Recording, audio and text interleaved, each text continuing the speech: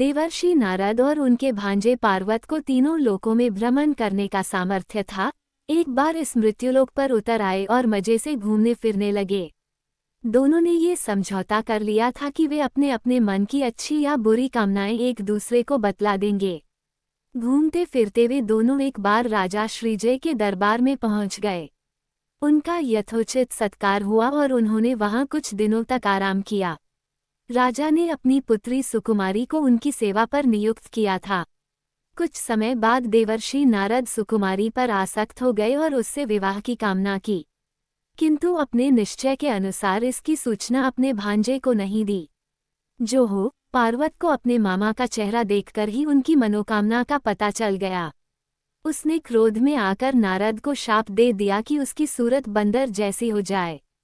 पार्वत ने कहा, सुकुमारी तुमसे विवाह तो कर लेगी किंतु उसको तुम बंदर जैसे नजर आओगे, दूसरों को तुम्हारा असली रूप नजर आया करेगा। नारद को और अधिक क्रोध आया कि एक मनुष्य ने जो उसके पुत्र समान है, उसे शाप दे दिया कि वह अपनी इच्छा से स्वर्गलोक में नहीं जा पाएगा। इस प्रकार क्रोध में भरे मामा भांजा एक दूसरे से अलग हो गए।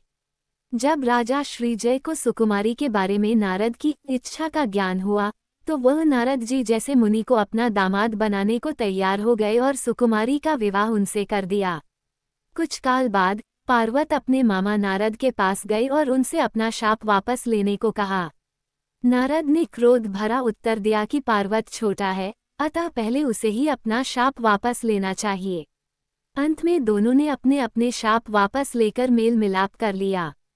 श्रीजय ने उनसे यह वर मांगा कि उसे पुत्र प्राप्त हो। राजा बड़ा लोभी था, उसने यह वर भी मांगा कि उसके पुत्र के शरीर से जो भी मलमूत्र निकले वह सोना होता चला जाए। नारद ने यह वर पार्वत से देने को कहा। पार्वत ने वर दे दिया। समय पाकर राजा श्रीजय के घर पुत्र उत्पन्न हुआ, जिसने पिता का घर सोने से भर दिया।